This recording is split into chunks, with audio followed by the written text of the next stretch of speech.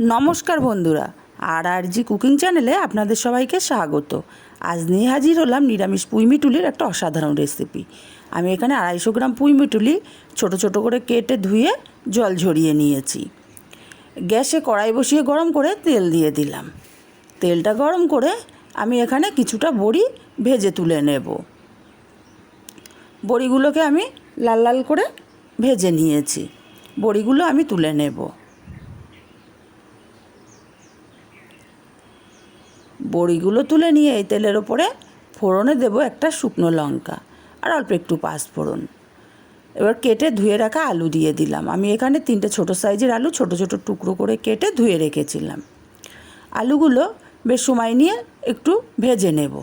দেখুন আলুর কিন্তু কালার চেঞ্জ হয়ে গেছে, ভাজাটাও সুন্দরভাবে হয়ে গেছে। এবার এখানে দিয়ে দেব পুঁইমিটুলি। পুঁইমিটুলিটাও মিনিট 5 সময় নিয়ে আলুর সাথে ভেজে নেব। বেশ কিছুক্ষণ ধরে আমি পুঁইমিটুলিটা আলুর সাথে ভেজে নিলাম। কালারটা কিন্তু অনেকটাই চেঞ্জ হয়ে গেছে।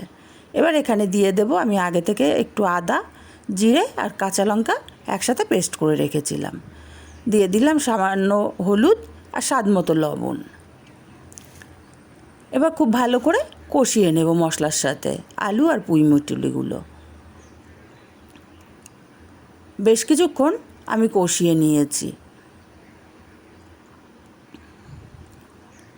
এবার এখানে আমি দিয়ে দেব আগের থেকে আমি কিছুটা বাদাম খোসা ছাড়িয়ে রেখেছিলাম। এটা আমার ভাজা বাদাম। বাদামগুলো দিয়ে একটু নেড়ে ছেড়ে মিশিয়ে নেব ভালো করে।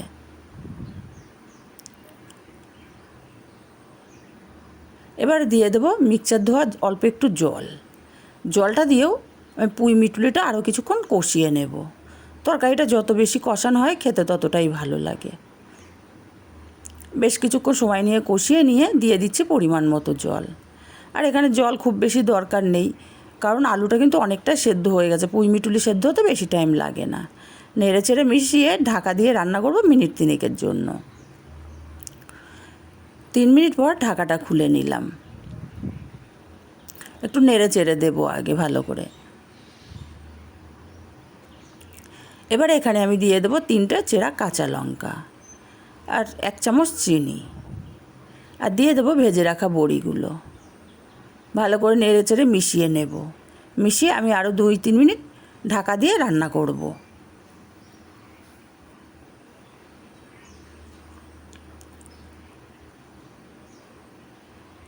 2 মিনিট পর ঢাকাটা খুলে নিচ্ছি। তরকারিটা কিন্তু আমার একদমই হয়ে এসছে। আমি নেড়ে চেড়ে মিশিয়ে নামিয়ে নেব। আর তৈরি হয়ে গেল আমার নিরামিষ পুঁইমিটুলি। এটা কিন্তু খেতে অসাধারণ লাগে গরম ভাতে। একবার হলো বাড়িতে বানিয়ে দেখবেন। আমার রেসিপিগুলো যদি আপনাদের ভালো লেগে থাকে অবশ্যই আমার চ্যানেলটি সাবস্ক্রাইব করে আমার পাশে থাকবেন। আর কাছের আত্মীয় স্বজন বন্ধুবান্ধবদের কাছে শেয়ার করতে ভুলবেন না। আর আমার আজকের রেসিপি আপনাদের কেমন লাগলো সেটাও কিন্তু কমেন্ট করে জানাতে ভুলবেন না। আর ভালো লাগলে একটা লাইক ও কমেন্ট করতে ভুলবেন না।